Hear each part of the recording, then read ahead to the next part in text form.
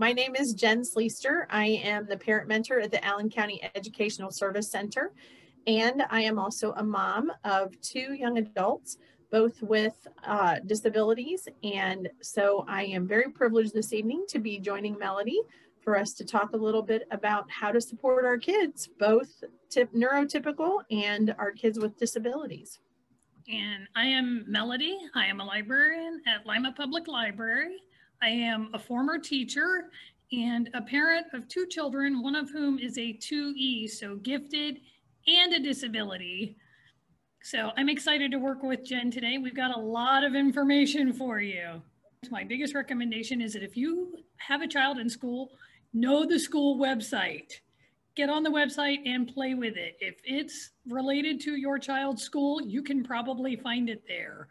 Links to their Google Classroom, Schoolology, progress book, busing, lunch menus, anything of any relevance is probably going up on their website. And if teachers have email addresses, if they've got websites for various classes, if they've got social media sites, all of that's going to link through the school websites. So knowing what's on them and checking back frequently for updates and announcements is always a great resource. And as a parent, it's really the first resource that I check, sometimes even before I check with my kids. Get to know your child's teachers. I used to teach, and I'll tell you, if the only time that you get contact from a parent is when there's a problem, that's not the parent that you're going to have the best relationship with, because it's like anybody else. If all you hear is complaining, that's not a good relationship. So make sure that you're doing the positive and communicating when there's a problem, because they want to help. I totally agree with Melody that being in touch with your district and your teachers and therapists even on a regular basis is really important, because if we only talk when there's a problem, then you as a parent are more emotional usually. We're a little bit more charged if there's something going wrong. And that teacher, you don't know what kind of day she might have had or what kind of week might have been going on. So if you can just touch base every now and then just to say, hey, I saw this great thing in the school newsletter that you did. And, oh, I saw this cool picture of your class on social media. Those kind of things. Or Joey came home today and couldn't stop talking about the person that came and visited class or was on Zoom today. Those kind of things are really encouraging to teachers, because you're not one of those parents who only wants to pick at them. Teachers have a lot on their plates, and a lot of parents don't realize how much.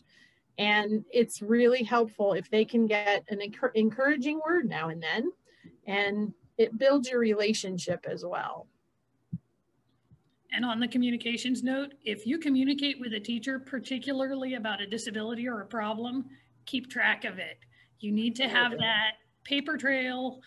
And to that end, probably the single best way to communicate with most school employees is through their email. And part of that is that you will then have that paper trail. So you can go back and say, oh, well, we've addressed this on this date, and this date, and it's either not been resolved, or it's been partially resolved, or it's been successfully resolved and everything is great, and thank you for working with me. But if you don't have that paper trail, and something is particularly a continuing problem, you don't have any way of going back and verifying that, especially if you have to have other people involved. Absolutely. And that's a tool that's useful to parents of kids without disabilities as well, because every kid has at least one time in their school career that things are not quite what they need to be. And if we keep track of when we've been communicating about it, we can see then, is this a change that would suggest maybe there's something going on with that child medically or maybe emotionally or socially. So it's a tool that's useful for any parent. And I always encourage parents too, when you have conversations over the phone, document what the content of the conversation was, but then send a quick follow-up email. Just wanted to touch base with you and thank you for the phone call today. We talked about these things, just wanted to make sure I was on the same page, that sort of a thing, because then that also helps with establishing your paper trail should you need it. But it also is just a nice courtesy. If you had a really positive conversation with the teacher, for them to get the feedback from you This was a positive conversation and I appreciated your time. Again, that's about rapport building so that your teacher is more comfortable communicating with you, because you don't want to always be the one who's initiating the conversation. The teacher that feels most comfortable with you is going to be more likely to initiate conversation with you. Oh, absolutely. When they don't feel comfortable with you and there's a problem, that's the teacher who's most likely to have the principal contact you instead, because they don't want to deal with the conflict.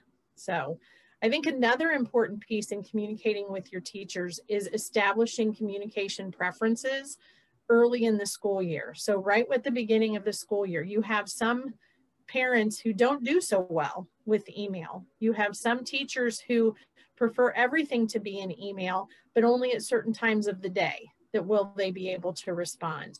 You have some teachers who want to communicate through Class Dojo. You even have some teachers who may have, or school personnel who may have a school-related cell phone number and they may want to text with you. So I think it's important to ask the staff right at the beginning of the school year, what is your preferred way to communicate? Here's my preference. What is your preferred way? And then you come to an agreement. And you can even document that agreement and both of you sign it. And that way you've got sort of a little contract to keep yourselves accountable to how you said you wanted to communicate. And preferred times is really important as well, because as a parent, something happens at school, you find out about it, you're pretty revved up about it, and you email the teacher this furious email at 10:30 in the morning. Chances are she's not going to answer that email until 4 or 4:30 in the afternoon because she's busy teaching. She doesn't have the time necessarily to stop and answer that email. So be patient as well. Give time for the teacher to respond. Give time for the school administrator to respond. Remember, you're asking about one or maybe two children, depending on your family situation. They're managing hundreds within their building. So just give that courtesy of giving them a little bit of space to be able to respond. And while I'm mentioning something about sending that revved up email, I think it's a really good thing to make sure that you use the 24-hour tool. That's type the email that you really feel with all the nasty words that you really feel and let it sit in your drafts. Move it into the draft box. Don't send it. Let it sit at least overnight, preferably 24 hours. Then reread it when you don't feel so emotional, when you're a little bit calmer and your thinking brain is working instead of your mama bear brain, and read how it reads. 90% of the time you're going to edit it and choose to use different language. So use that tool to help yourself purge what you need to purge without destroying a relationship with your district. Because those kind of nasty emails can do just that. They can break down all this rapport that you've worked so hard to build just because you kind of lost your temper a little bit. So let it sit and rest for just a little while. And on that communications note, don't be intimidated by school staff if you're a parent. When I was a teacher, parents could come in at times with the attitude of, I'm not as educated as you are, I don't know as much as you do. And when you're sitting across from therapists and special ed teachers and regular classroom teachers and principals, it can be very easy to be intimidated. Please remember, most of these people are parents, or many of them are parents. They've certainly been around children a lot. They are not experts, however, necessarily on your child. You're the parent. And I will tell you, when I've sat in IEP meetings and 504 meetings, I make it very clear to the school, I love their help. We're a school partnership, but I'm the expert on my child because that child comes home at night and I'm the one at home and his father and his sibling are all at home with him and we talk and we know this kid. And so don't allow the school to intimidate you. Be confident enough to know that if you're spending time with your child, you are the expert in that child. And when you communicate that to them, you'll get a very big sigh of relief from the teachers that say, this is a parent who's going to be supportive. They're telling me they spend time with their child. They're telling me how to help their child. That's fantastic. And that's what they want to hear. Absolutely. That's huge. In that same vein, just as you're saying, you know, I'm the expert on my child, which is absolutely true, don't ever be afraid to ask questions. Not only questions about what's happening at school, but when you're sitting in those meetings, particularly if you're a parent of a child with a disability who is going to have gone through an evaluation process, there are going to be terms, there are going to be statistics, there are going to be things that you as a layperson may not understand. And the whole reason for having those meetings as a team is so that the people who do have that expertise are there to explain the information. So it is okay to say, wait a minute, I need you to back up and explain what that test was evaluating. What does it mean when you say that his working memory is not correct? What does it mean when you say that he can do one type of math, but he can't do word problems? Why? How did you come up with that? What do those numbers mean? It's okay to ask. And it's also okay for those kind of meetings for you to take somebody with you who also knows the child and can provide support to you. IEP meetings can have the babysitter or somebody else who's an expert who's providing outside services for that. They can come with you as a parent, provide support so that you don't have to be able to answer all of the questions sometimes. So speak up. You know, you are the expert on your child, but you also need to have all of the information so that you can make informed educational decisions as a member of your child's education team. And you are just as important as all of those people sitting around the table who have degrees or multiple degrees, and you feel a little intimidated that you don't have as much experience. You are just as valuable to the team because you are the expert on your child. So as Melody said, approach it with that level of confidence. And understand that if you don't understand something, that's not embarrassing to the school. You're probably not going to ask a question in a meeting that they haven't heard before. So, and even if it's something that they have to think about for a minute, oh, that's a new one. They want you to feel comfortable with the information that they're giving you. And they don't want you to walk out of there with questions about the alphabet soup that is education or the terminology. They don't necessarily think that you're going to go home and spend 3 hours looking up terms that they can explain in 10 seconds. So they're in education for a reason. It's because they love the kids and they want the best for the kids. And you're not getting the best for the children if you don't get parents on board and if parents don't understand what you're doing. So they want you to understand. They don't want to talk above what you understand. They really are there to be supportive of what you're doing at home too. And if you know things that work for your child, tell them. That is massively huge to know that in an IEP or a 504, they may have thought of one set of things and then you realize, wait a minute, I know something else that helps my child in these situations. I can communicate that with you. They can include that. So make sure they know. Well, that would be like your child that maybe has issues with sensitivity to noise. And at home, you use headphones whenever you're doing something like running the vacuum cleaner or the garbage disposal or things like that. And at school, they've said to you that your kindergartner, every time we do anything that's a little bit loud, he runs out of the room. That's a perfect child to say, oh, I forgot to tell you that we use noise canceling headphones at home anytime that we're going to be doing something loud. Would you like me to send in a pair? Or is it possible for you as a school district to get a pair? That way, the school's made aware that you already know that your child has that need, and it saves them a lot of second guessing and trial and error to try to figure out what that behavior is about. Because running out of a classroom could be for all kinds of reasons. But if the teacher's identified oh, he just seems to be really sensitive to noise. Now's my time to tell you that, oh yeah, this tool works for him. So it's important. It just goes back again to that relationship building and being open with your communication with the teacher. One of the things too, and I hear this working in my position, I work with teachers and administrators.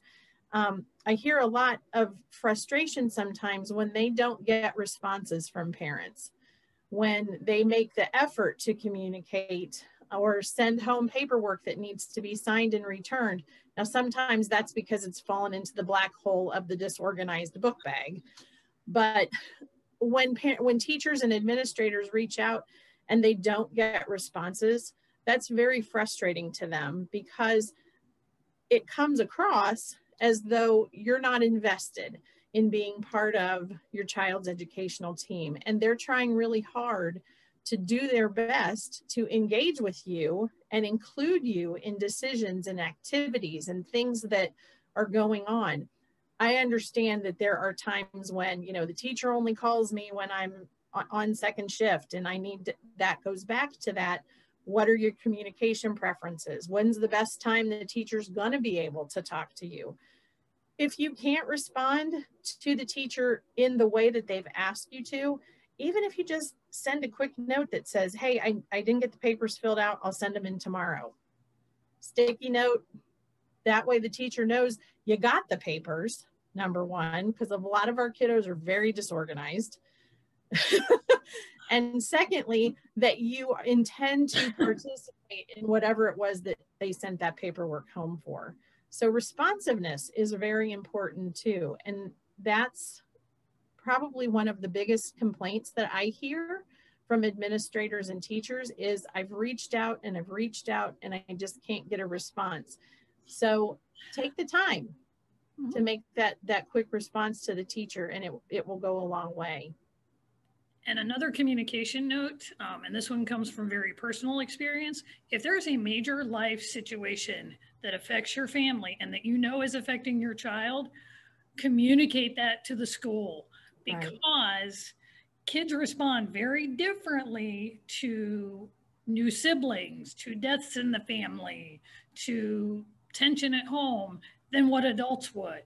And if the teachers know, oh, Grandpa died last week, this child may be quieter than normal, that can alleviate a whole host of issues as far as assumptions being made that, wait a minute, this child that has this disability is acting out of their disability. No, it could just be that there's something strange going on at home, that if the school is aware of it, we just need to give this child time to process, or maybe get a support in place, give this child somebody to talk to resolve in their mind and to help deal with that issue, so that it doesn't progress to something that becomes a much bigger behavior problem, or needlessly testing a child for an issue that's not really there.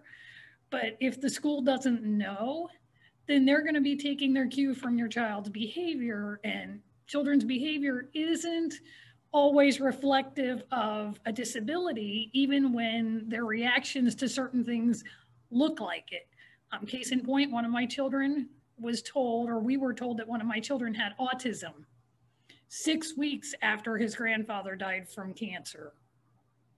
And because he was acting very quiet and very stressed, he didn't come across his normal bubbly personality, because there were some pretty major life changes going on at home. And it took him a few months to kind of settle out and become that happy kid he had been ahead of time. And his teacher didn't know. And actually, we went through some unnecessary testing because of how long it took him to sort of get through that process of handling what was going on. So make sure they know. Melody, I have another example of that, communicating and how it affects behavior. I worked with a family before I became the parent mentor who had a child that had started hitting his bus driver, and they couldn't figure out why he was hitting the bus driver, because he had loved this bus driver all year long. And it turned out that 3 days before he started hitting the bus driver, a bus killed their dog.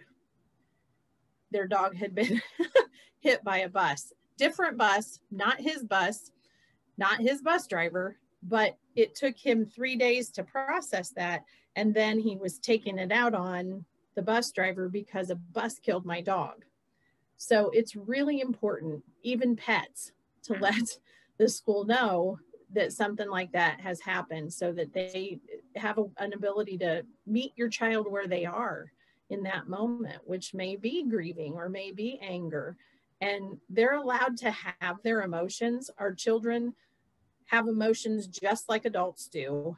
And we have to be careful to make sure that we allow them to have those emotions in a safe way. So the school, that's what they're looking for as well. So give them all the information so that they can support your child in an appropriate way. I had mentioned earlier, in the case of meetings and so on, bringing someone with you. There are several options for having folks to come with you. It can be someone that you know who just comes with you to take notes for you in the meeting. It can be someone like me with the Parent Mentor Program, because our entire job is to sort of serve as a bridge between the school district and the parent, both to share with you what the district may or may not be able to do because of legal standards or other extenuating circumstances, and to share with the school your perspective as the parent on what your child needs. And so I think it's important sometimes, especially if you know that a meeting has the potential to be very emotional or very stressful, to bring a second party with you, so that even if that person just reaches out and touches you on the leg to remind you to take a breath, that can be really helpful. It really can. And another source would be the Ohio Coalition for the Education of Children with Disabilities.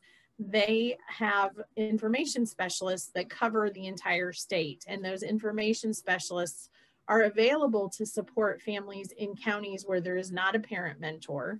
So that is another resource. There are multiple educational advocates throughout the state of Ohio. There are attorneys who can assist families if it comes to that level of need.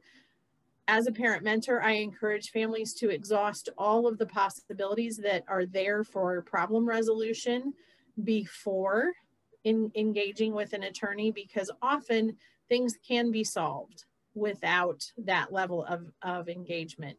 And that costs everybody a lot of money. And to be very honest, it often damages your relationship with your district. So there are lots of tools that are available. I believe in the resource document, we have a link to the Ohio Department of Education that it details what the procedural safeguards are for especially a child with a disability to kind of do problem resolution. There's facilitation, there's mediation, there's lots of tools that can be used to help before we have to do anything like sue somebody. Mm-hmm. And don't discount prior year teachers as that extra support in those meetings, because some teachers really build great rapport with a particular student, and they may have done something 2 years ago that really worked fantastically with that child. And having that person, even if it's not a current teacher, can sometimes be that extra support that you need. So don't discount their willingness to do that. You know, I used to tell my students, once I've had you in class, you're mine for the rest of your life. So, and a lot of teachers feel like that about their students. They really do spend all day with your kids. So they know your children. And if there's something that they can do, even a few years down the road, that will support your child, there's no harm in asking. The worst they can do is say no, but if you don't ask, they're not going to say yes either. So don't hesitate to ask, and, you know, to give them that opportunity to support you. So this will be up on the library's Facebook and Twitter pages. The goal is to have it up by the end of the week. We will see. If not, check back on Monday. We'll try and get it up within the next week or so for sure. And this is a great resource that Jen and I put together that has all of those resources that we've talked about so far, and all of them that we're going to talk about, and maybe a few that we just point out that are there that you can kind of go back and look through at your leisure. And that first school website thing that I mentioned is on that list. So I've said it before, I'll say it again, get familiar with the website because it's massively huge.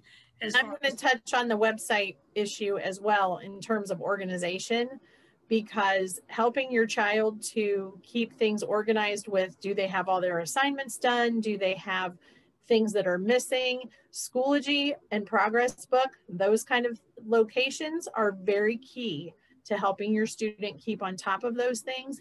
And you as a parent taking the time to learn how to use them is great modeling for your student as to why this is important, how we do it, and also letting them know mom's watching. I'm checking in.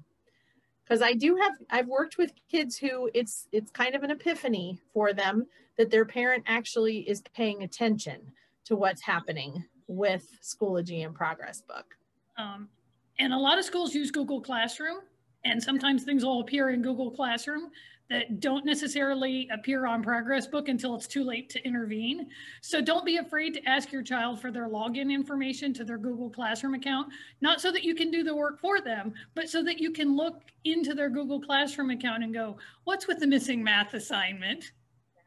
Because I've done it, and it's a wonderful way of building that accountability. And the other thing that you should be aware of is that if your child has Google Classroom, they also have access to Google Docs, which includes a whole wonderful set of tools that are exceedingly useful for students. For example, one of my favorite Google Docs tools is their voice type. So if you have a child who has autism or some form of a sensory disability, or they just can't stay focused to sit long enough to type a document, they can turn on their computer microphone and dictate to the computer, and the computer will type the work. And it is utterly amazing the difference that that can make for a child who knows what they want to say and can't make the words appear on the page. So get familiar with that if your child has access to Google Classroom, because Docs is absolutely fantastic with some of the adaptability tools that they have built into that. And most schools are using Google Classroom, especially right now, because the students can do the work online, submit it, it goes to the teacher's email, and they can pull it, print it if they need to, grade it, and it just makes life so much easier for them. So if they use it, make sure you are very familiar with it and that you see what your children are doing. And in fact, one of my kids' teachers is posting all of their slideshows from their class presentations so that the kids have them at home to do homework and thus minimize hauling textbooks back and forth. Or an assignment done in class may be posted to Google Classroom so that if a child didn't finish it in class and then claims, oh, I can't do that at home because I lost it, you get to start over again because it's on Google Classroom. And they'll only have to do that once or twice for most of them before it doesn't become a problem anymore, because they don't want to do something over that they had half done in class. So, right. You know, just a side plug for Google, but if your child has access to Google Classroom, it's a huge game changer for some of them as far as some of their tools that are in there.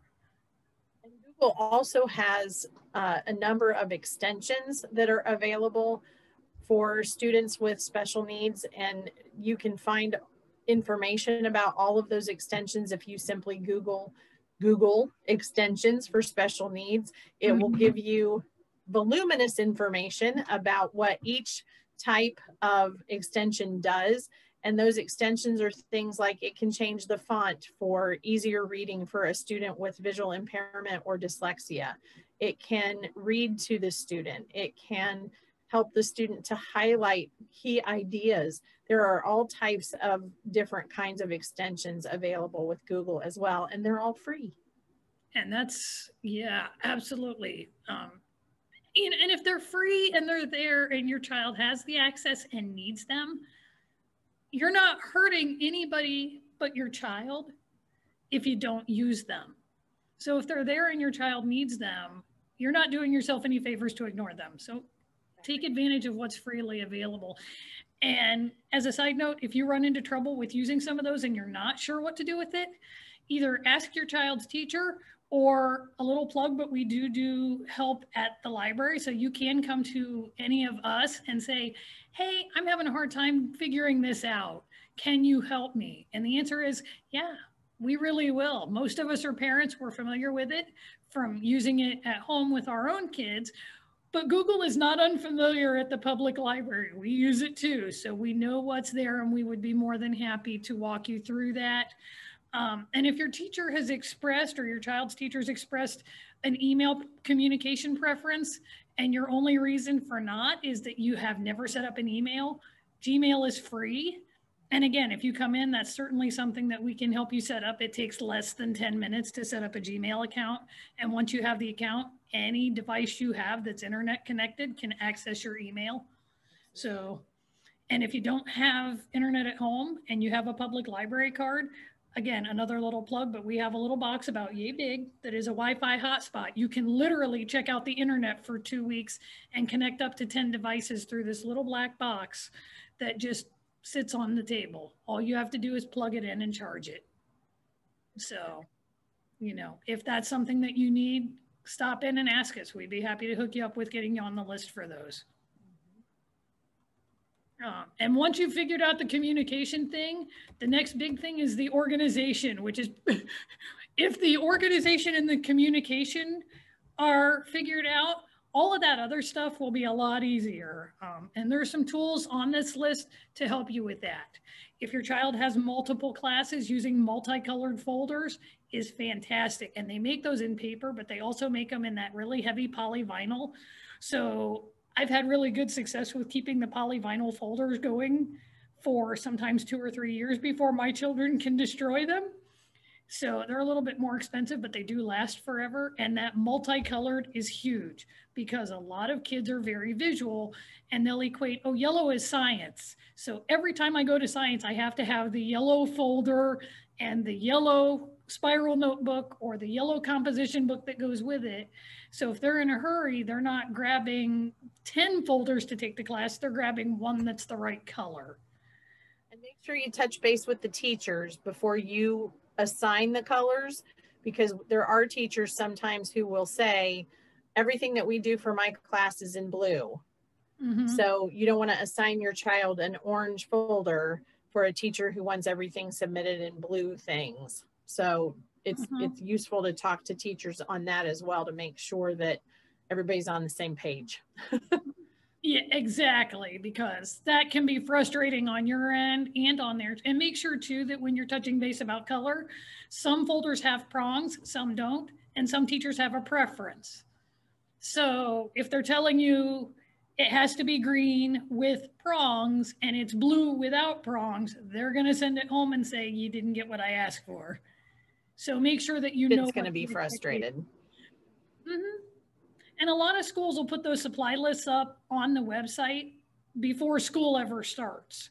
So you can usually find that. And even at the high school level, if teachers care that much, it becomes common knowledge very quickly that for science in this building, everything is red. So everybody knows science is red. So keep on top of that. And this is probably my favorite tool for my child. Mine too. We have had one for my child for years. But before you go out and buy these, and you can buy these things in a number of different materials. I've seen them in that polyvinyl. The one we have now is fabric, paper. Make sure that you have a rough idea of what they're going to use it for and how many pockets you need. And make sure that you're not buying one that's this big if they're going to need to put a standard sheet of paper in it, because a standard sheet of paper won't fit.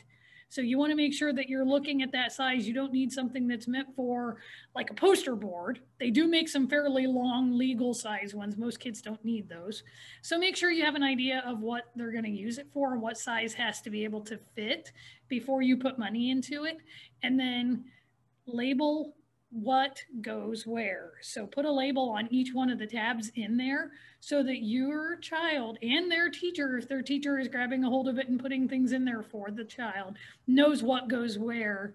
And your child's not blindly just dropping things in a pocket that you have to sort out later. And if your child's a little bit older, when you start to utilize this system, it can be really helpful to sit with your child in terms of how things get labeled, because what is meaningful to you in terms of organization may not be meaningful to your child. So if your child is with you and he wants the tab to say science stays, because that means this is science that I take home and it stays there, that may not make any sense to you, but it makes perfect sense to him. Mm-hmm. And when that system is put in place, then again, that needs to be communicated to the teacher so that when he doesn't turn something in, she can say, hey, have you checked the tab in your accordion folder to see if you do have it in there, or if it might have been placed in the wrong pocket maybe, or something like that. And at least for my son with it, one of the things that we found, because we actually did ask one of his teachers or several of his teachers one year, he had to have a folder for every subject. Those folders with homework in them were never going to come home. So we made it a point of asking, are you opposed to him putting the folders in the accordion file? He quite literally took that accordion file to every class he had, I think for 2 years. And every folder he had fit down in there. So that was a size consideration for him when we realized that's what he needed it for. So we made sure we bought one that would hold the number of folders he needed in their own pockets, labeled, so he knew which folder went in which pocket. And that was immense. But when we did that, we communicated to the teachers that this is what we wanted to do. Are you okay with that? Universally, they were thrilled if it meant that papers that we needed to see, we saw. Papers that needed to stay home actually didn't continue to collect in there. And that things that needed to come back to school actually got back and got turned in on time. So make sure that the teachers know you're doing that and ask them if they're on board with it. Most probably will, and they'll be thrilled if it organizes a disorganized child. And if there's a problem with being able to afford the type of folder that you feel like your child needs, because some of them can be a little bit pricey, have a conversation with the guidance counselor at school that, you know, I think this would be really helpful. My child has expressed an interest in it. We just don't necessarily have the extra $30 to spend this month. Is there anybody who could help us with this? Because there are resources within the community that might be able to help to pay for some of the support items that you might see listed on this resource list. Mm-hmm. And if it's for certain types of office supplies like this, you never know what the school has floating around in a back office somewhere that they haven't used and we're thinking about not keeping. You know, oh, we have 5 of these that we're not using right now. So they may be willing to say, hey, we have this extra one, let's give it a try before you purchase that. So you may try it and find out, hey, this is wonderful. And then it's something that you could, you know, as you can afford later, can go back and do. Or, oh, that didn't work, but it was something the school didn't need anyway. So you can say, hey, I tried that. So never be afraid to ask if they, you know, sometimes teachers even have those things floating around the classroom that, oh, I'm not using that right now. Why don't you try it? So, and most teachers and administrators, if they've got it and it'll help a child, they're not going to tell you no 90% of the time, I think. So, and the other one, along with the accordion files and the folders, 3-ring binders, you can buy them in, oh my goodness, I don't know how many different colors, every imaginable size. I think from as small as a 1/2 inch to as big as like 5 or 6 inches. And as a parent, that's actually what I use to organize my file on one of my kids. We have one, I want to say it's at least this thick, that we have collected paperwork from kindergarten now through high school. And they come in various sizes, various colors. Before you assume one per subject, make sure that you check with the teacher. Sometimes teachers want one of a specific size and color, some don't. Some would rather not see those in their classrooms at all. So make sure you know what your child needs, and then figure out how to tailor it to what works for your child. Tab dividers are fantastic. Yeah, absolutely. And if teachers know what you're doing to help organize your child, very subtle reminders from the teacher can go a long way toward encouraging them. And then they know, oh, mom and dad are talking, I need to use the tool.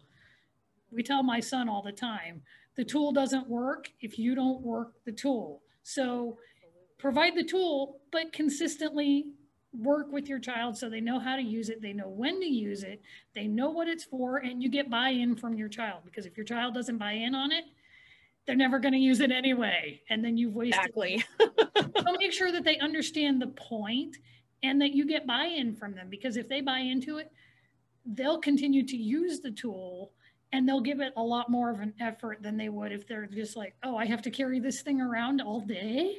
What's the point? And then they never will. If they understand what it's for, they will. So simple things like, if the colors don't matter because none of the teachers are assigning that, simple things like letting them pick what color is what subject can go a long way with buy-in. It sounds silly, like it shouldn't matter that much, but it really can make a difference. Because if my favorite subject is math and I'm a little girl who loves to be surrounded by princessy things, I probably want my pink folder to be math, because it reminds me of princessy things and it's my favorite subject. So something as simple as engaging them with the color choice can be very valuable.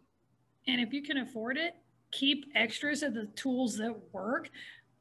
Like if you can afford it to keep a spare accordion file because you know that works for your child, that will save you a 8 o'clock at night fly to the office supply store because the accordion file that works beautifully fell apart and your child waited until right before the store closed to come and tell you that it fell apart and I have to have it at 7 o'clock tomorrow morning.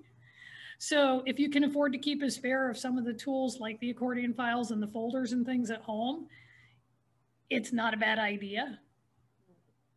And if you have a child with a disability who happens to be affiliated with the County Board of DD for Services and has some of the funding choices that are available with that affiliation, you may be able to purchase some of these supplies with those funds, just with making an appropriate request, because it's for helping your child to stay organized.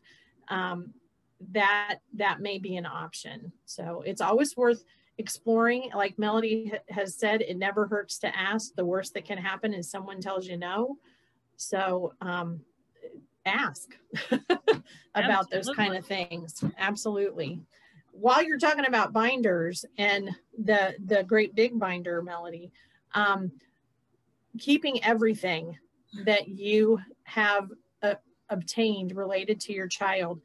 This may not be as important for a child who is neurotypical, but for a child with a disability, you want to hang on to all of the doctor's reports, all of the evaluations that are done by specialists, all of the recommendations by those specialists, evaluations, all of the different IEPs over the years, progress reports, all of those different things you want to hang on to because they chronicle what it is that your child needs, as well as chronicling your child's progress. It can be very encouraging sometimes to go back and look through your child's progress reports and say, man, she's really come a long way in a year. It kind of didn't realize how far she's really come. So hanging on to all of that information is very helpful. And you can do it in a file cabinet. You can do it in a big binder. The convenience of the big binder is that you can carry it with you to meetings so that when somebody says, well, he hasn't had his hearing checked in 3 years. Oh, wait, yes, we did. Here's the report. That can be helpful to the school because then they can just make a photocopy. And you don't have to go through all of the rigmarole of signing a consent for the release of information and them contacting the specialist and all that. You've got it and you've shared it. So that can be very helpful. The other thing that you can consider if you are a person who is tech savvy would be to scan things onto a thumb drive. As your big binder gets too full, you could choose to scan all of your child's past evaluation team reports. and just keep the most current one in the binder. I have done that because of having 2 children with disabilities. We did start scanning some things to thumb drives just because there was just so much paper. And so some of the things from their younger years, we still kept the paper copies, but we scanned them because then we could just take the thumb drive to a meeting with us. And if there was a question, we could say, pull it up. The document's right there.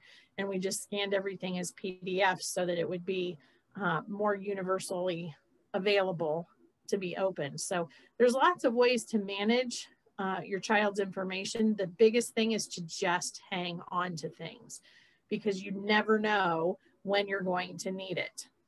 Well, and it can save duplicate effort, particularly if your child moves schools and the child gets to the new school before the records do, which I believe was the case with one of mine. We actually were able to, at the meeting to enroll him in school, we were able to take the 504 plan and hand it to the new guidance counselor because the school records hadn't quite gotten there yet. And when Jen talks about a flash drive, I don't know if you guys are familiar with these, but if you've never seen one, this is a sample of one of them. I like this particular one because I can collapse it. So I slide that thing on a key ring and use that quite often. And it just plugs literally into the side of a computer. So these things are fantastic. And again, if you have no idea how to scan to a flash drive, but you have documents that need to get there, that's what I'm here for, and my friends are here for. Go. We do it. We can do that at the library. There is a very minor charge for it. It's not super expensive. And if you bring your own, it's even more cost effective sometimes. But we do also offer a version of this, not this exact one, but we do offer those here. So if you don't know where to go to find one, we have everything. Or we try to have a lot of things. So we will do our best to help you with that as well. So if you're not sure how to do that and you want to learn, come and ask. And another one of my favorite tools, particularly for organizing children, are the next 2 are Post-it notes, which come in a variety of sizes, or sticky notes. Different sizes, different shapes, different colors. Those can be fantastic for highlighting in textbooks and in notebooks without actually using the highlighter markers. You can actually get the little thin highlighter flags to put in there. Or even asking teachers, if you have a child that struggles to find place in textbook, could you stick a flag in there for him so he can find his place much more quickly? It takes 10 seconds for a teacher to do that, and most are going to say, oh, that's an easy fix. And those are useful. Really fun. The really fun sticky notes can be used for rewards as well. You know, if you have the kind that are like shapes or dinosaurs or those kind of things that your child wants to be able to do something on that sticky note because they like the way that it looks, it can be sort of a reinforcer for, okay, when your homework's done, you get to put a sticky note on it with a note to your teacher, I did it, or something like that. And that can be another piece that can help them with not only organizing, but accountability, and it's incentive because they really like that sticky note. And the other tool, and this has been huge over the years in my home, is the assignment planner. Some schools provide that. It's just part of your school fee in the fall. Others don't. So if that's something that you think will help your child, and I would be hard pressed to believe that for most children it wouldn't, if the school doesn't provide it, you can either ask for it, because they may have some floating around that they just don't use, or they may use them at some grades and not others, and you may be able to acquire one that way.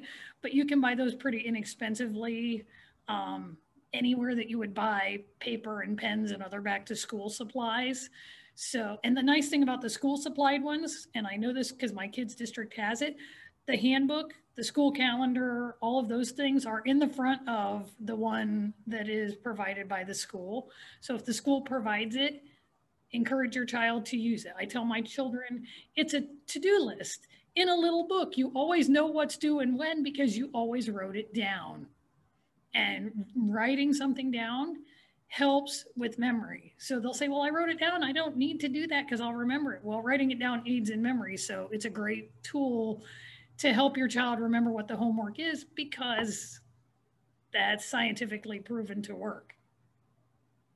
For some kids, getting it written down is a challenge that, you know, they can't get it from the board to their book. accurately. For those of you that may have children with disabilities, if that's something that is a struggle for your child, that may be something for your IEP or 504 team to discuss as an accommodation. That child has an opportunity to check in with a teacher, either at the end of every class to make sure they wrote the assignment down correctly, or at the end of the day to make sure that they have written the assignment down. And that is the end of the day one is a really helpful tool for some kiddos, because they can do sort of a checkout with the teacher and not only make sure, did I write the assignments down correctly, but do I have the right materials to take home with me as well? And that teacher can say, you know, do you have your science book? No, I forgot. Well, we're going to have a hard time doing science homework without the science book. So that sort of checkout can be really useful. And they can also be a really great communications tool with the teacher, particularly, for example, if you have a child who, say, struggles in math, and that child came into a classroom and had a phenomenal day in math, it is a really easy thing for a teacher to ask the child, can you pull out your assignment planner? And all they might put in there is a little sticker or a little smiley face in their initials. And then, oh, your child can't wait to come home and show you that I got a smiley face in math because I paid attention. And they can usually tell you what they got it for, because they will remember for the rest of the day, I got a smiley face because I got the math problem right that I did on the board today. And it's the first time I've done that all week. So they can be great tools to communicate back and forth. And it works both ways. You know, it's nice to be able to say, hey, my child got his math homework done in 20 minutes tonight instead of the usual 2 hours it takes. And that's a really neat boost for the teacher to see the next day too. So they're great for back and forth communication. And I think we've said it before, get yourself organized. And that's what the next two involve. Phone logs, anything that you can use to keep track of what you have is phenomenal. I think we have a link to a communication log. We do. In the resources there that is from understood.org. Yeah. And that's a really simple tool to just take to the copy shop and get extra copies made of it and stick it in your binder and document date, time, who I talked to, what the content of the conversation was, and what were the agreed upon action steps that come next. Because that way everybody, again, is on the same page. And I think we briefly touched on the whole online safety and security thing, but just as kind of a back over, make sure that your child knows you want all passwords. And you know, if your child can get online, you want the information so that any website they can access, you can access, because you want to know who they're communicating with, what the point of the communication is, and make sure that you also know what the school's technology policy is, because if your child is searching for anything online that they shouldn't be, or that is potentially a problem, it may be a flag for a potential mental illness, or it may be a potential for suicidal thoughts, or it may be kind of a flag that there's some other issue going on. Someone somewhere is getting alerts every time your child searches for something that violates the technology policy. And if they're getting alerts, chances are you're going to be alerted by somebody somewhere in the school that, hey, your child searched for X on a computer in this particular class, and that concerns me because of this. And typically, if it's a concern that's mental health related or some such thing like that, they'll flag it to the guidance counselor, and the guidance counselor is probably the person you're going to hear from. It may be the teacher that they flagged, but someone somewhere is reading it and getting communication and then passing it on to the right staff to address those issues. So make sure that your child understands that, and that if there are sensitive things that they need to search for online, that it's probably better they do that at home with you, where you are monitoring what information they're actually getting and where that information is coming from, because certain sensitive issues maybe have a religious angle that matters to you, or a cultural angle, and there's just quite a bit of junk online. That's not something you necessarily want your children involved in. So make sure that they know that they can ask you to search for those things with them at home, but make sure they understand the policy too.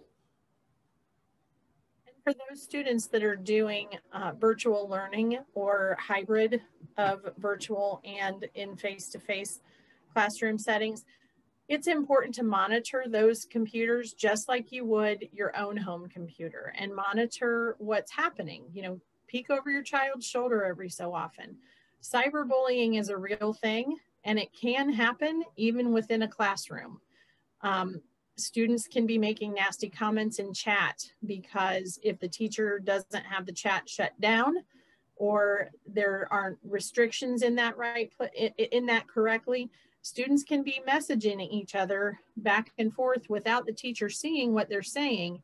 And so it is important to just be paying attention and just be doing good education with your child about what safe conduct is on any device, because most of our kids nowadays have access to phones and tablets, as well as the computers at school and possibly computers at home. And there are lots of dangers, as many of us are aware of, on the internet. And we have seen a significant increase in situations because of COVID where students have been driven more to online.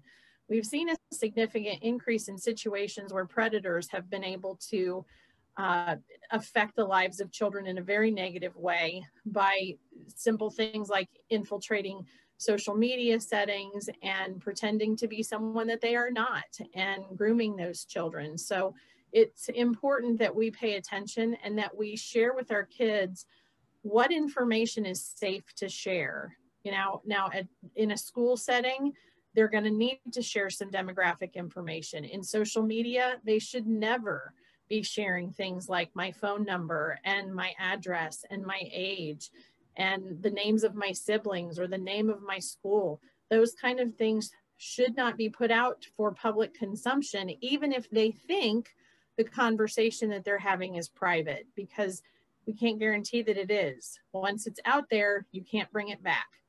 And so it's really important for us to take the time as parents to sit down and explain why we want them to make safe choices on the internet, because it's really hard for kids to understand how safety works in something they can't tangibly see.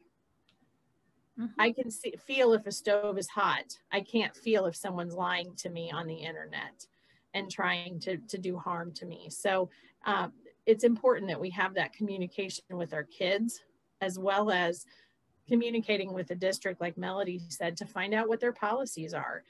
If your child has a school computer, how nailed down are the security settings on that computer? Is that child able to be places they shouldn't be, even though it's a school computer? It's important, if you see that kind of a situation where I don't understand how my kid got to this, that you call the school and talk to the tech person to say, hey, my kid managed to make it to a completely inappropriate site, and I don't understand how he did it, because that tech person is maybe going to need to look and see if there's a glitch somewhere, or there's a loop that they missed somewhere that kids can get to information that's not safe for them to be accessing. And on that cyberbullying that you mentioned a few minutes ago, make sure that you communicate to your children the very basic premise that if you wouldn't say it to somebody that was sitting across the table from you, you don't say it online. Because one of the things that people forget is that online communication can lack context.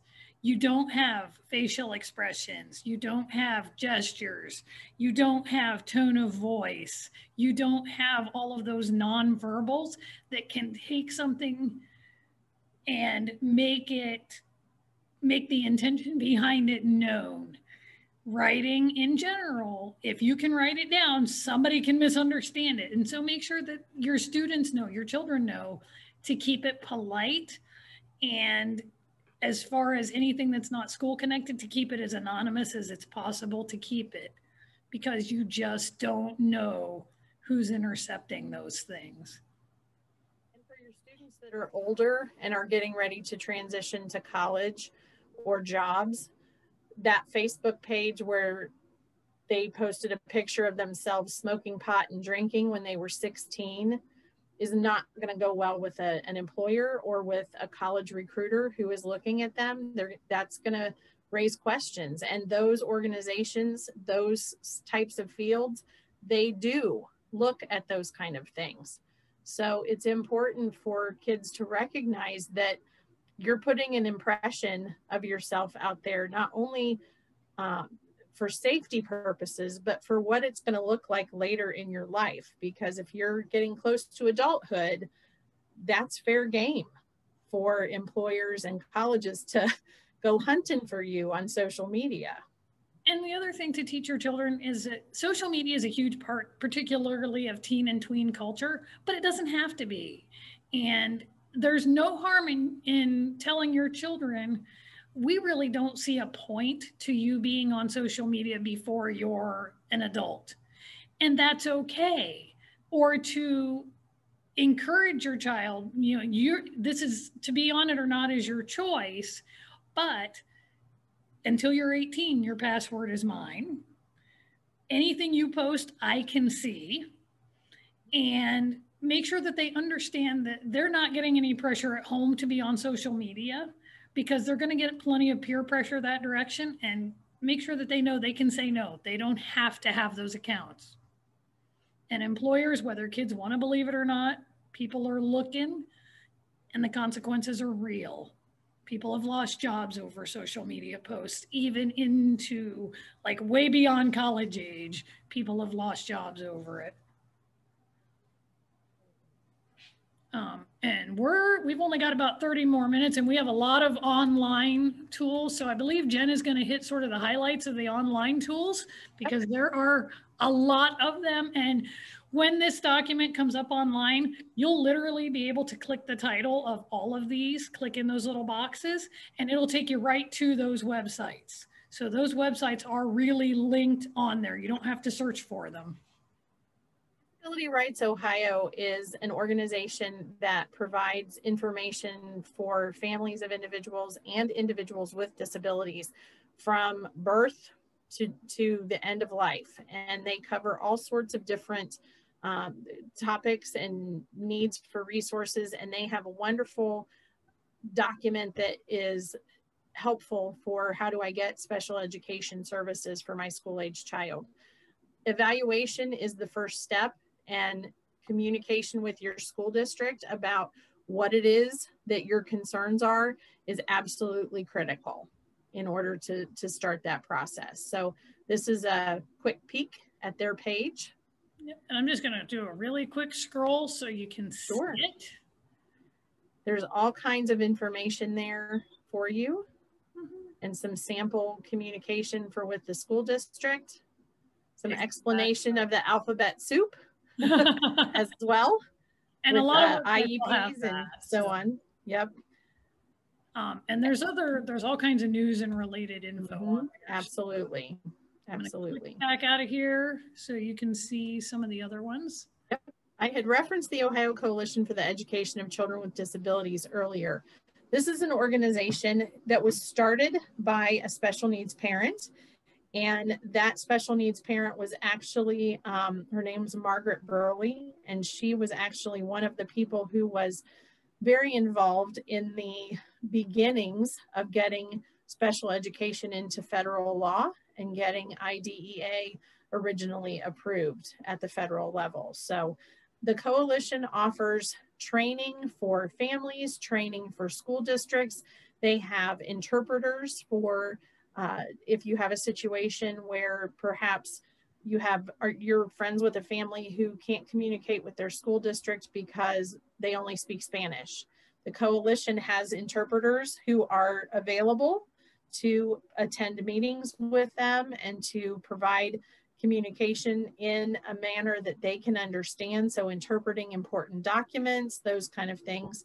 The coalition also has a wonderful resource library of all sorts of different publications. So if you can open that one, Melody. Yep, we actually have links to several things from them. This one is just a PDF slideshow that they've done, but we do have other links from them.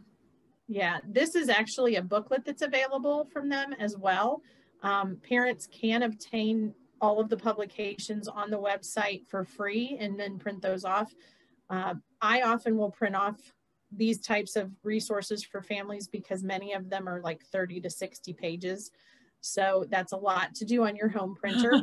But this is a really wonderful publication that breaks down how does evaluation work from the beginning of communicating with your district to the kinds of information that will be gathered to explaining to you as a parent what some of those evaluation tools actually mean. And so it's a good starting point if you have a child who is pending evaluation or who you are early in the evaluation process with them. Mm-hmm. OCECD's website has all kinds of tip sheets and downloads that are available for families as well. And they are connected with the Ohio Parent Mentors. And there's parent mentor information on their website as well.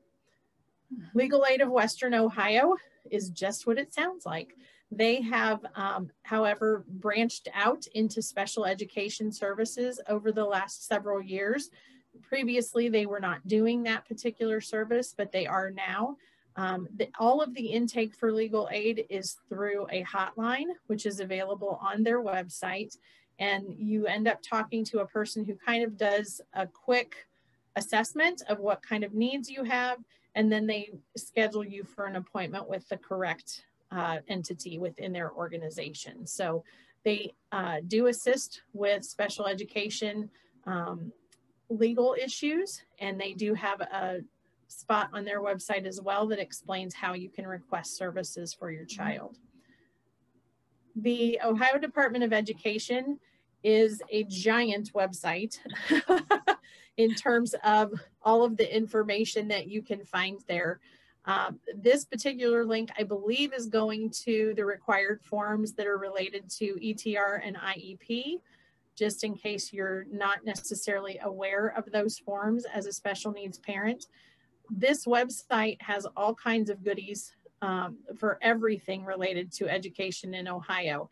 The place that you're going to be most interested is to be in parents, most likely, and under parents. Then there's additional information about all kinds of tools.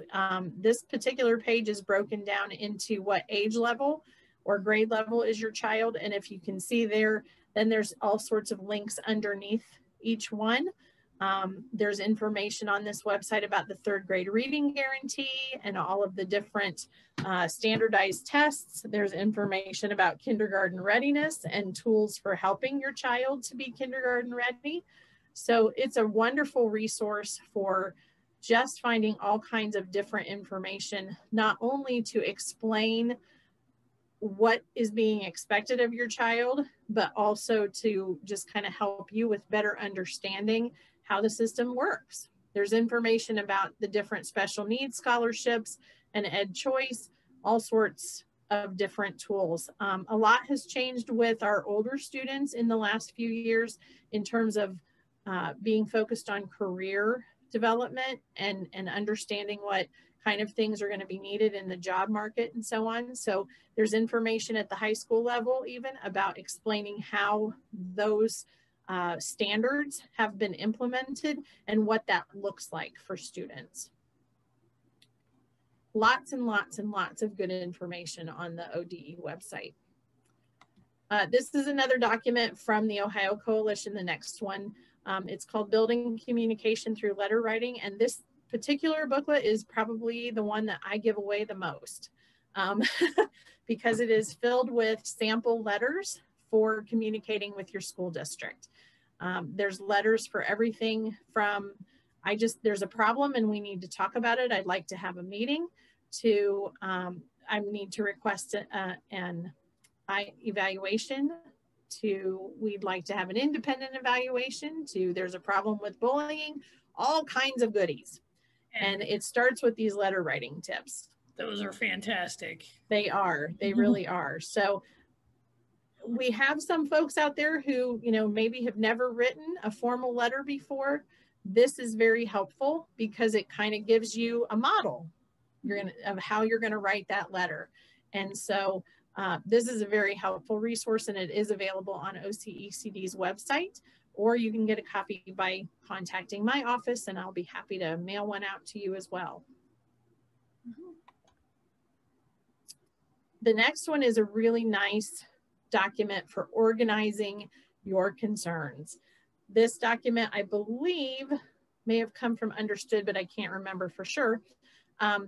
This is just an idea of outlining what your concerns are to be shared in a meeting. This is a sample of a parent who may have had concerns. You state what the concern is. Safety. What are you basing that concern on? I've seen this, and this is why I feel like this is a concern. And then what's the suggested resolution? It is tremendously helpful to the educational team if you, when you come to a meeting, have been thinking enough about the situation to be offering some input that is about solutions. If all we do as parents is walk into the meeting and complain without ever sharing, could we try this? Or I was thinking this might work. It's very hard for the district to be able to feel like you're fully engaged. So if we can be solution focused when we talk to our district, that's very helpful. So as I said, using a parent concerns document to just outline what your concerns are, it also helps you to stay focused, because it's very easy when we are addressing situations with our districts to get emotional or get rabbit trailed. And if we have concerns specifically written out with all of our solution thinking, then it's harder for us to end up derailed accidentally, and to make sure that we actually talk about all the things that we needed to talk about. I believe this one is the communication log. Yeah. And this is again from Understood. This is, like I said, super easy document to get photocopied, 3-hole punch it, put it in the binder so that it's always there, so that you can record who you talked to, what prompted you to make that call, what did you talk about, and what were the next steps decided. And if budgets are a concern, again, get in touch with your school. Yep, or me. Likely, if you ask somebody at the school or ask a mentor, they'll get those printed for you at no charge. If your child has a disability and you work with, what is it, the Ohio, the coalition? A lot of times they'll print those for you. So don't be afraid to ask some of your support staff if they can do that as well. And if you're engaged with services with the county board, you may have an SSA who is able to assist with making those copies or finding a resource for you as well.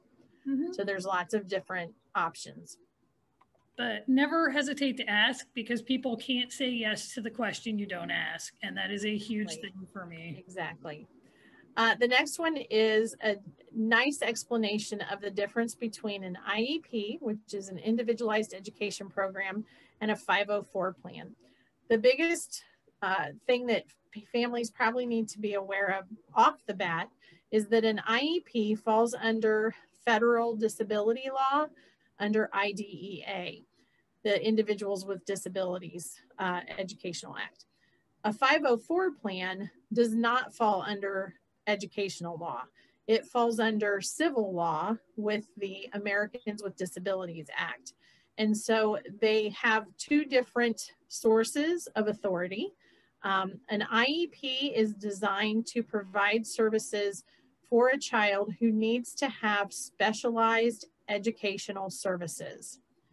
That may look like accommodations, that may be modifications, that may mean that the student needs to be taught differently than other students, but they have to meet one of 13 categories that qualifies them to receive special education services.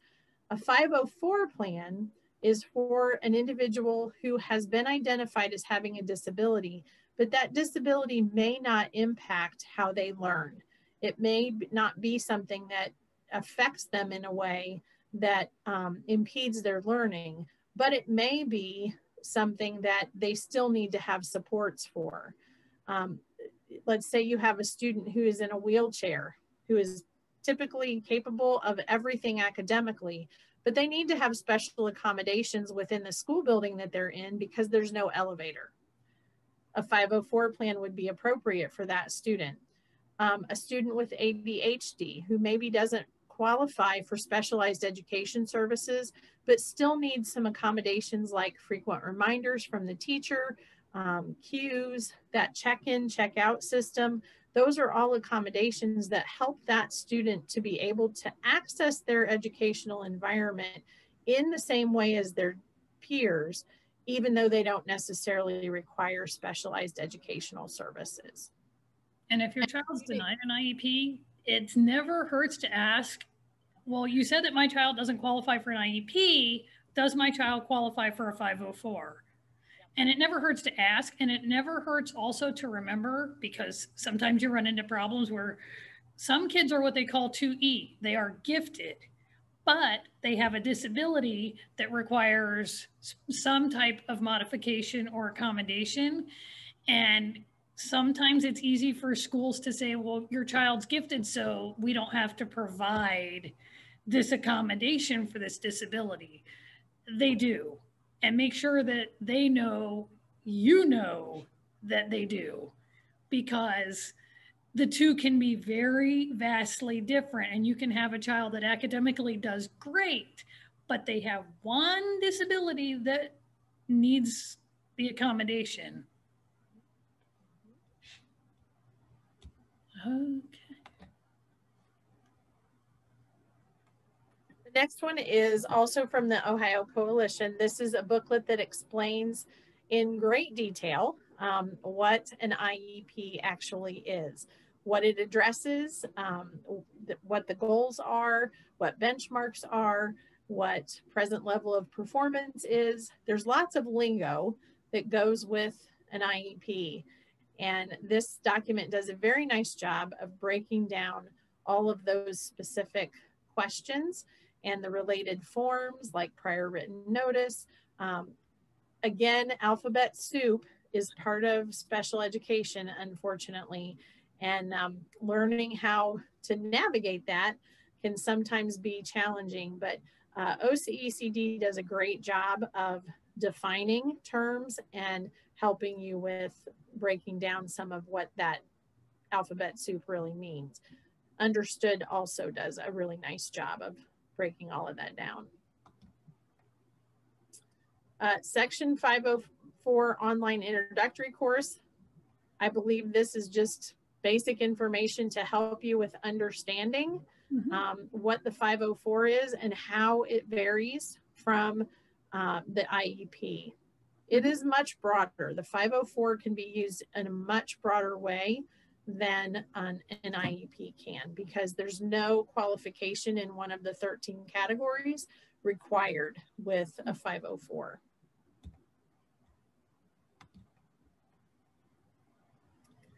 Back to the Department of Education. This is the guide. Yeah, this is the parents' guide. This is the booklet that special needs parents will receive at every IEP meeting. This is the guidebook to the procedural safeguards within the state of Ohio. So this book outlines what your rights are as a parent, who you need to talk to when you have concerns, what the options are for addressing concerns that you may have with the evaluation process or the IEP process, and how to get in contact with those various entities and what each one of those means. Like, what does facilitation mean? What does it mean to have mediation? What does due process mean? Those are all fairly involved in descriptions, but that information is in the procedural safeguards booklet.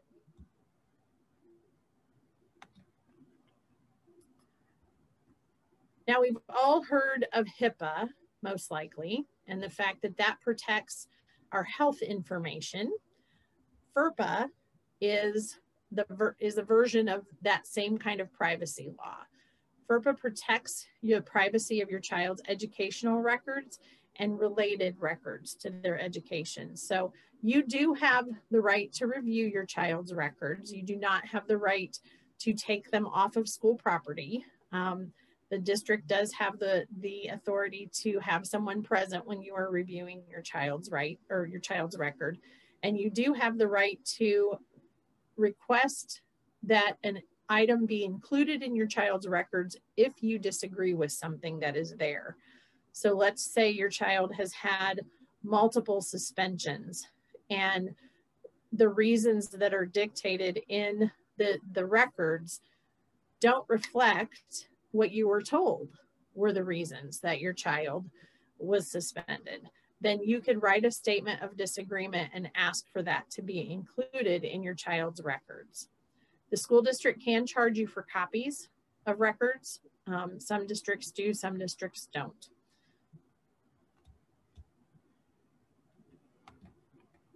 FERPA also applies at college level too.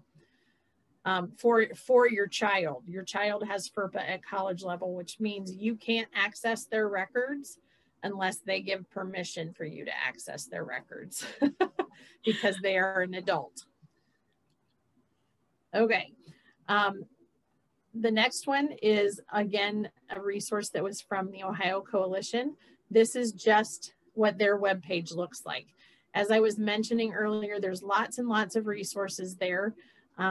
For parents, you'll see there are tip sheets. These are 1 page or 2 pages that are, can go on 1 sheet of paper on all of these different topics. So there's everything from guardianship planning to how discipline works in the state of Ohio related to school, because students with disabilities do have some protections related to discipline that students who are not disabled do not.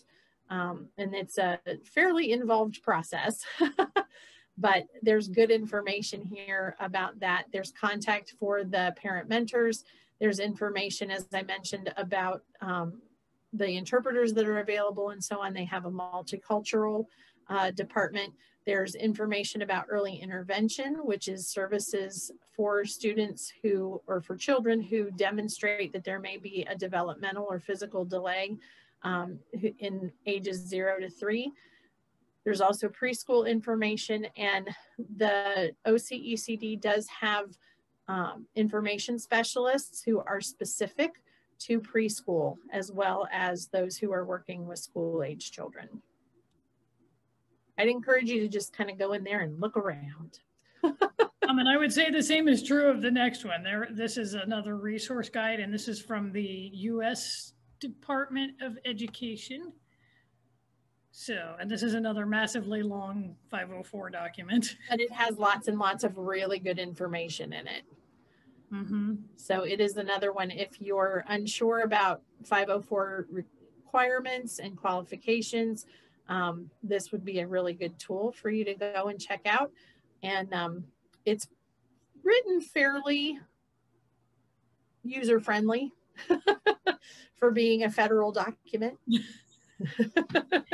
And again, if you don't know what all of the terminology in a document like this means, don't hesitate to ask. Absolutely. Because that is a quite lengthy document with a lot of educational alphabet soup. Yes, it is. These are some parent quick guides that are from State Support Team 1 here in Ohio. A state support team is an organization that provides support to the educational environments, and they also often will have family engagement folks as well. So these are also short tip sheets that kind of give you some information to understand how evaluation works. You'll notice there it says terms to know. So it's defining some of the alphabet soup right up front. And that way you can have a better idea, parent preparation, and then questions to consider. I really like how these tip sheets are broken down because you can print it off, carry it with you, and it kind of helps you to just kind of keep yourself on track as you're going through that process.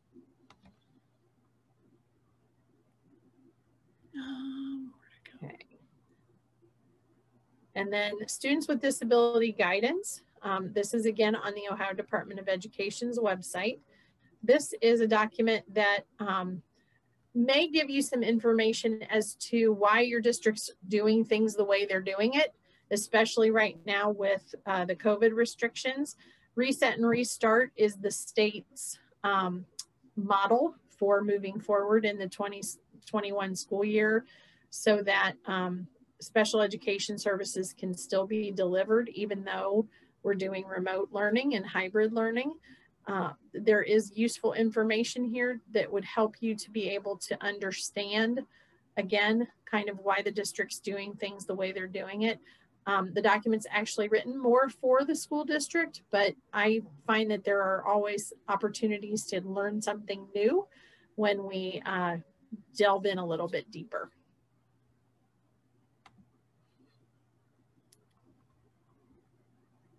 And then the next one is disability specific resources. This is also on the Ohio Department of Education's website by the type of disability. You'll notice that twice exceptional is there as well. That, as Melody explained, is a student who is both gifted and has a disability. The other categories, emotional disturbance is one that can be very intimidating for families. It is often for students who have very significant behavioral disruptions and fall under the category because of those impairments.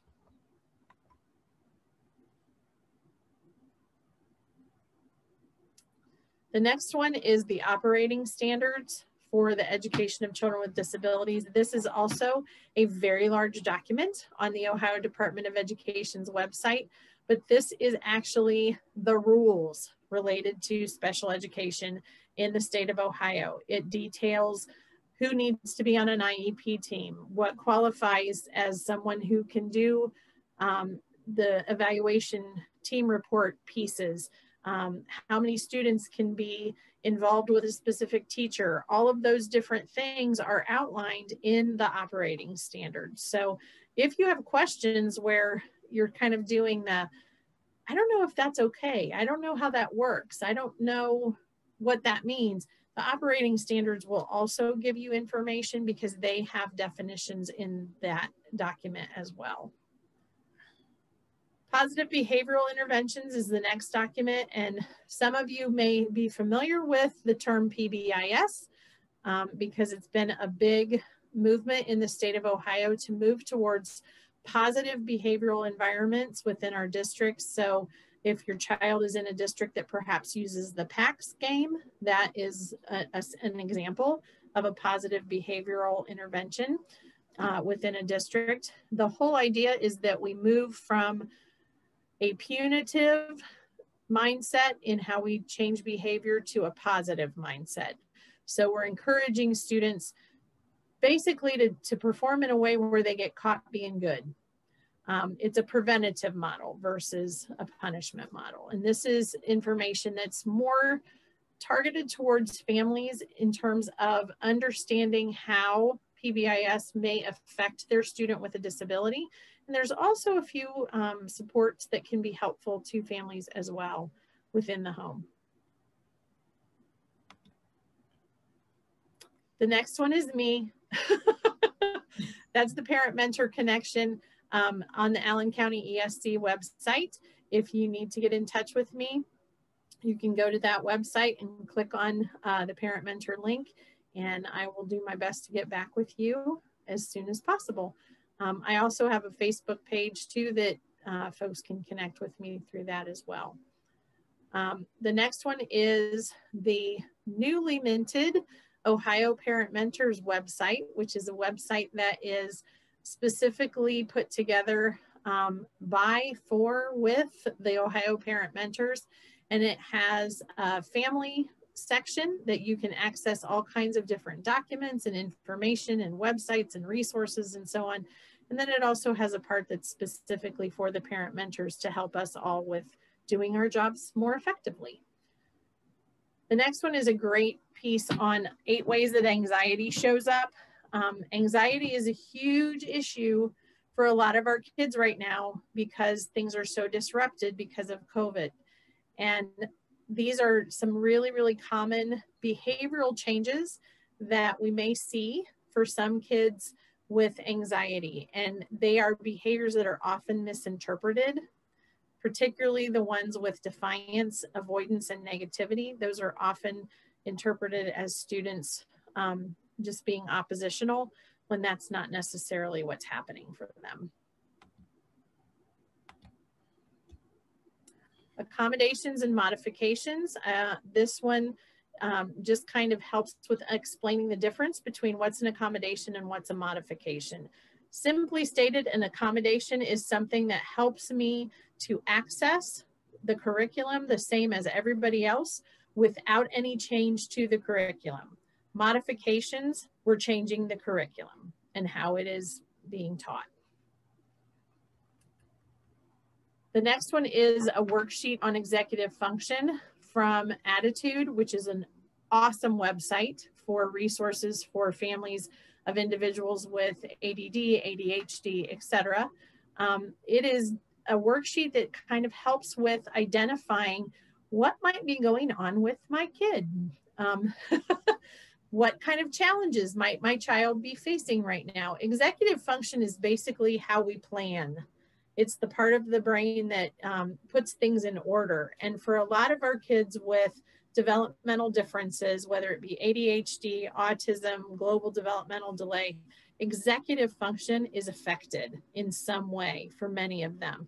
If that child of yours who's super, super intelligent, but has the messiest desk on the planet, that everything's falling out of the desk and so on, odds are pretty good that your student is experiencing some executive function challenges. And there are lots of tools available to help with teaching executive function skills.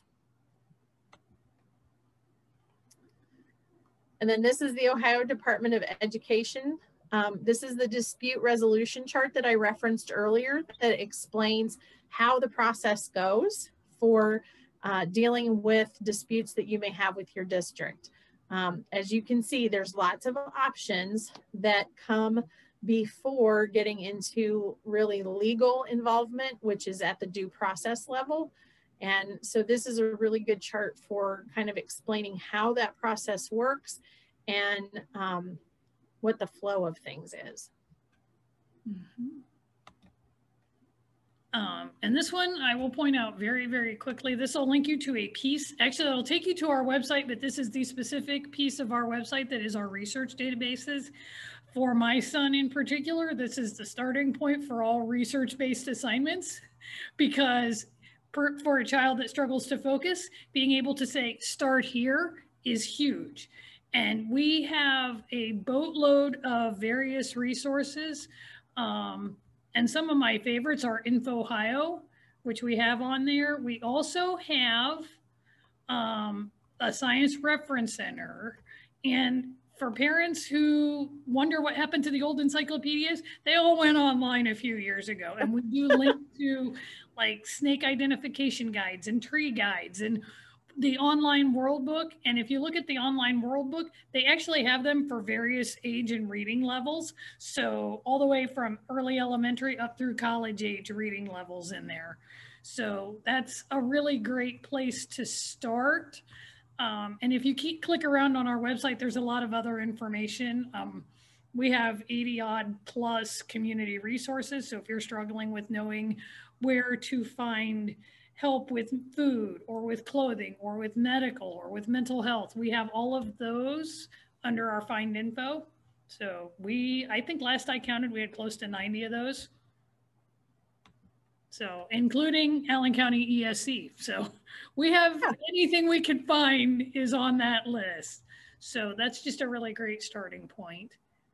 The toolkit for digital civics kind of addressed the safety online that we had talked about earlier. The next one is the Ohio's Statewide Family Engagement Center. This is a relatively new organization that is run through Ohio State University, and it has all sorts of different resources and so on for families in terms of just supporting families in general. It's not developmental or disability specific, but it has absolutely. There is just a lot of really good information. So if you've taken the time to come and to watch this particular recording, check out the resource list because there's a lot of good information that we've tried to make available to you. I appreciate you taking the time to check out this webinar and to check out the information that's provided as well.